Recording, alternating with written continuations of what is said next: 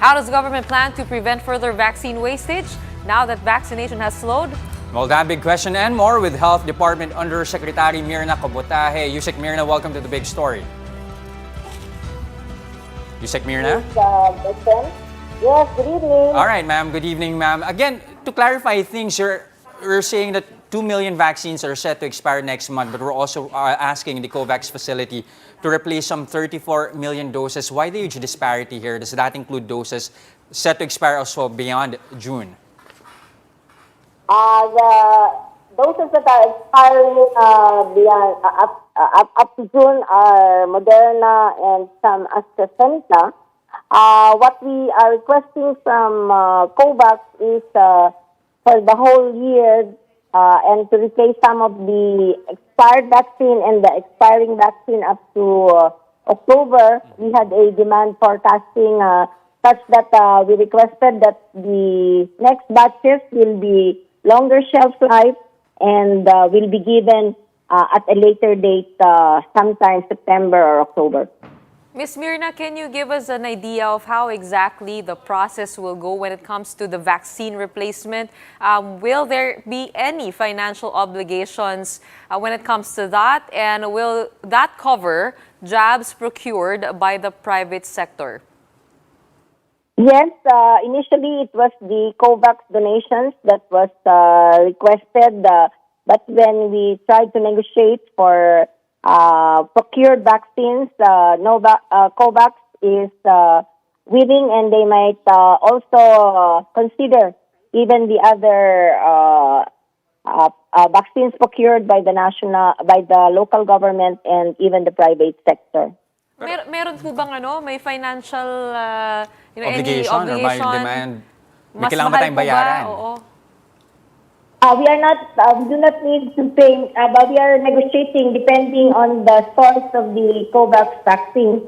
Maybe the freight cost will be paid by the Philippines. Okay, pero Usec, Myrna, ito yung medyo worrying dun sa report. You're talking about 34 million doses. I mean, like what you mentioned earlier, that should also cover vaccines in future months as late as October. That begs a question, ganun na ba kabagal yung nagiging vaccination process natin to the point that, we are projecting 34 million doses to actually expire?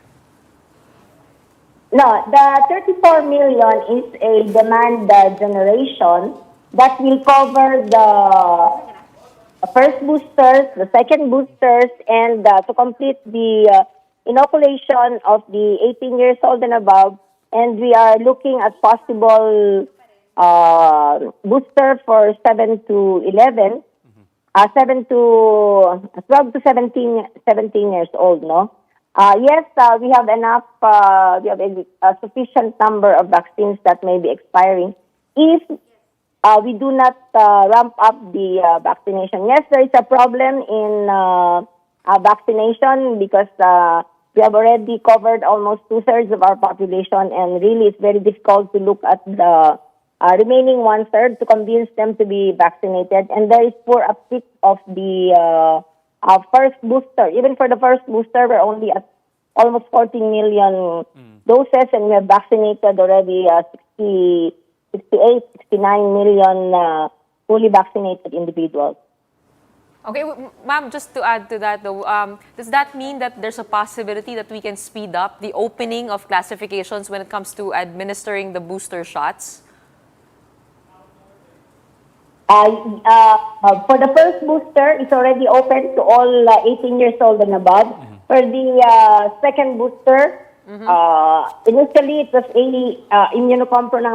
immunocompromised, now it's A1 and A3. Yes, they may consider later if there is need. But what the experts are asking us is to speed up our first booster because 14 million is still very low for first booster. All right. Maraming salamat po, Usec Myrna Cabotaje from the Department of Health.